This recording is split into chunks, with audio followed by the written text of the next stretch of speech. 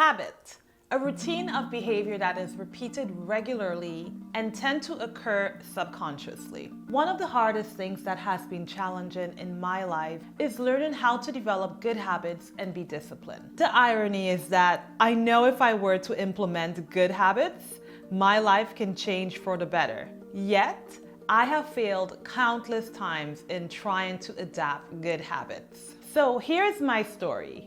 Habits for me was something that I absolutely did not see to have any sort of importance. My life became the captain of autopilot, roaming throughout the day without a road map towards some sort of success that I think at that time I didn't know what I wanted in my life. And to be honest, my days were based on the spur of the moment.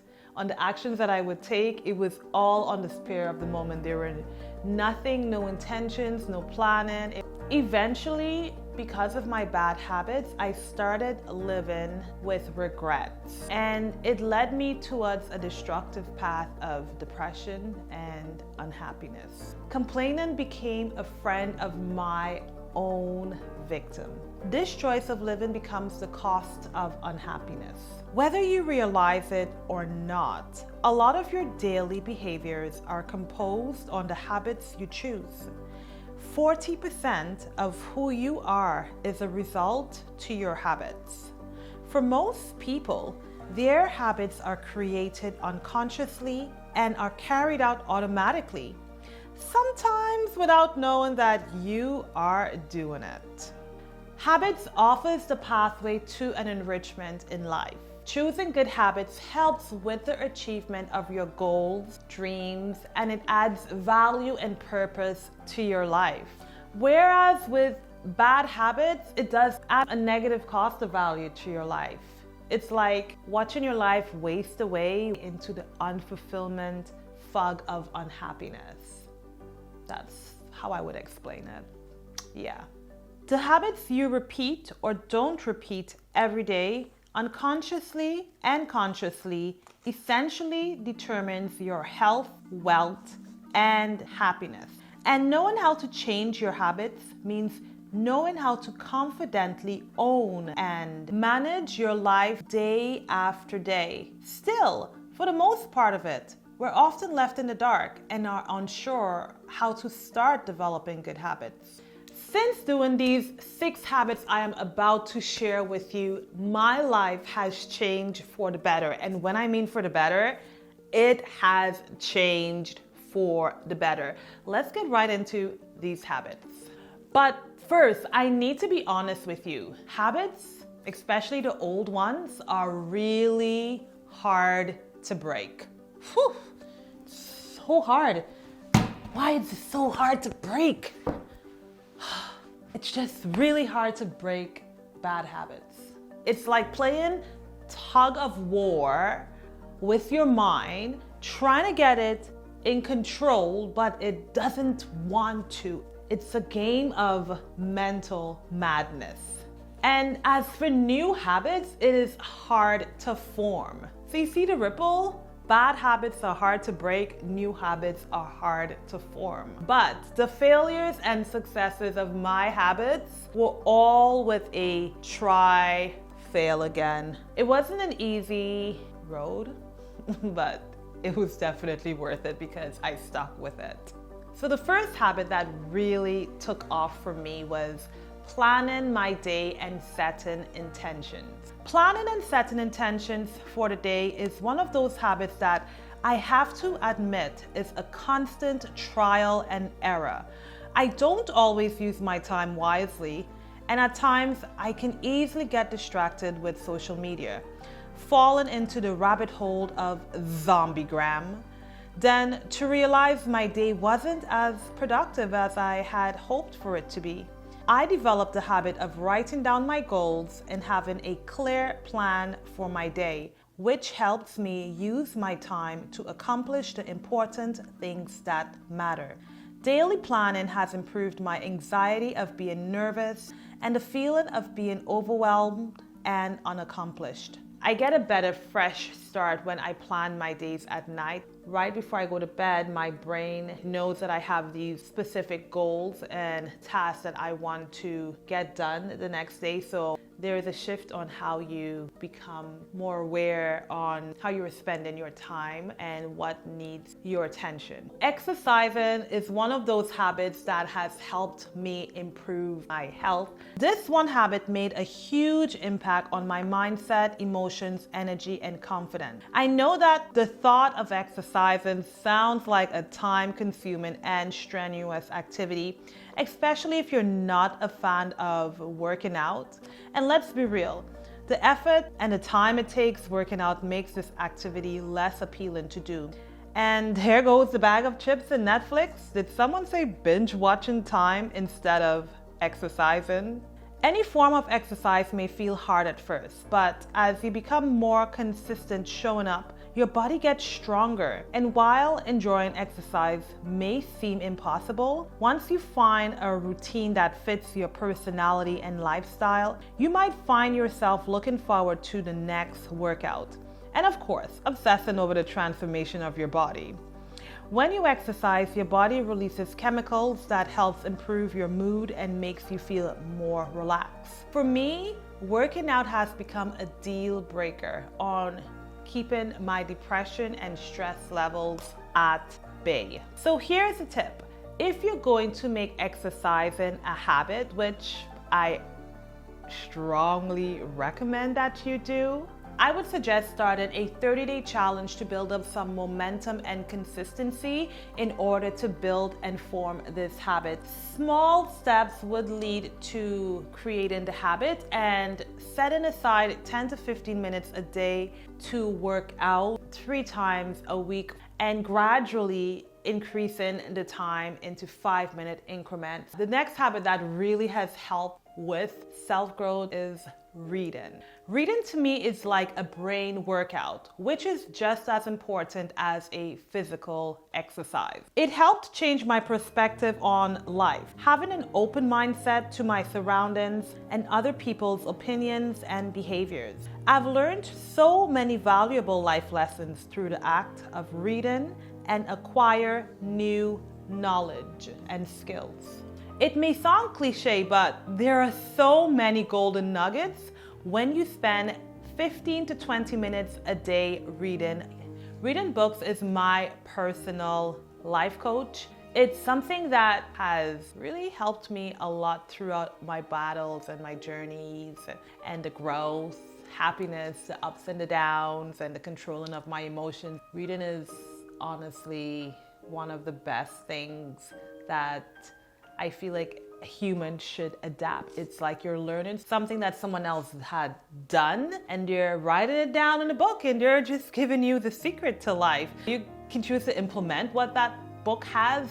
You can implement certain aspects and points. You don't have to implement everything, but whatever is for you in that season that you need that advice, I think reading is so good. The next habit, drinking water. This habit took me many years of trying and failing over and over and over again. And to be honest, drinking water is my least favorite thing to do. This had some negative side effects to my health, constipation being one of them. Making it a habit of starting and ending your day with a glass of water has amazing health benefits. In order for me to successfully adapt to this habit, I literally had to carry around a water bottle with me. I found it to be the only way to develop this habit. Okay, so the next habit that has made some crazy, amazing changes in my life is practicing gratitude. Gratitude is definitely something that creates self-awareness, and truthfully, it makes you a lot happier. It turns out that noticing and being grateful for the things that you already have in your life can make you have a more positive life. I personally believe that by just finding that small nick of gratitude can really go a long way in your life. Gratitude increases happiness and reduces depression. And cultivating gratitude doesn't take up much time. You can try meditating, journaling, or simply paying attention to the little things in life that brings you joy. Now, the next habit may sound a little bit cliche.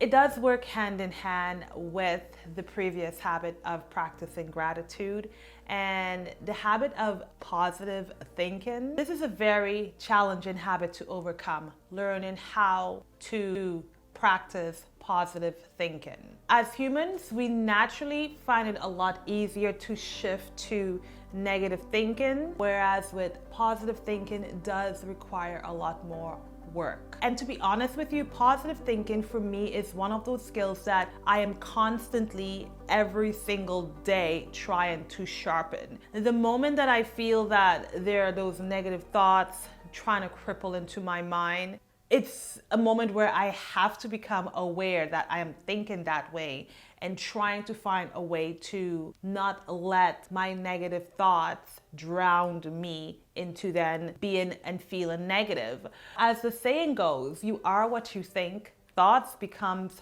things. And whether you believe you can or you can't, you're probably right. And for me, what I found is that when I started to learn how to narrow down my thinking and create more of a positive mindset with my thoughts, I realized that I started attracting positive things in my life. Thinking negative, you get the negative ripple of negative things, bad days, bad hair days, that person just cut you off while you were driving. The way of switching that around, I found that when I became more positive with my thinking, I didn't let like little small-minded things like that interrupt my day. I had more control of my thoughts, of my day, all by thinking positive. Yeah, there's going to be the naysayers, the haysayers that would want to come by and try to ruin your day, but I truly believe that when it comes to positive thinking, it really matters on how you choose to see and view that situation. Investing in these self-caring habits can definitely be the pathway to having a fulfilled life. I do understand that habits is something that is very hard to adapt and very hard to let go of. At times we get caught up in the funnel of busyness and tend to forget the importance of self-care. Now, these habits for me personally are all self-care and habits that led me towards the path of becoming more aware and fulfilled and getting that transformation in my life. And it is definitely a constant daily work in progress.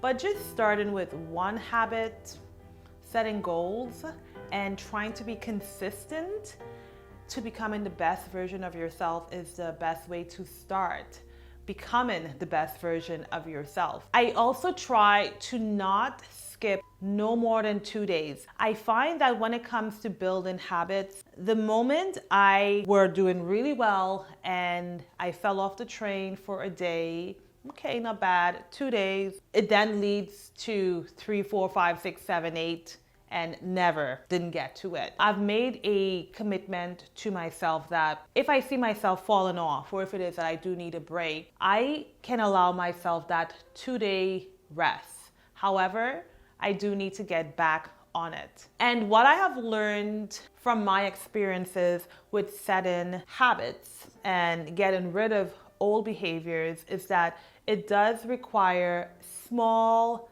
simple, consistent steps. You gotta just mentally program your mind and get your thoughts together and constantly feed your mind with the habit that you wanna get rid of or implement. It's tough work for me personally because my mind tends to go back and forth, where there's a lot of resistance when I try to implement a new habit. And I have to be able to convince myself, find ways on when I get the cue of a certain behavior, I gotta change and do something else, if that makes sense. But that's all in my journey of developing habits and trying to get rid of it. You get the gist. Developing good habits requires determination, noodles of patience, and consistent effort. The best advice that I can leave you with is to just get up and do it. Don't allow yourself to cripple and limit yourself as to why you shouldn't remove a habit that is not serving any purpose or implement a habit that you know that could add value to your life. Just start. So right now, go ahead, take action, try out one of these habits, try out all of these habits, see what works for you, see what don't work for you, and take things one habit at a time. I want to see you grow, I want to see you succeed. That's why I am taking the leap to helping someone out there become the best version of themselves. Until next time, I will see you on my next video.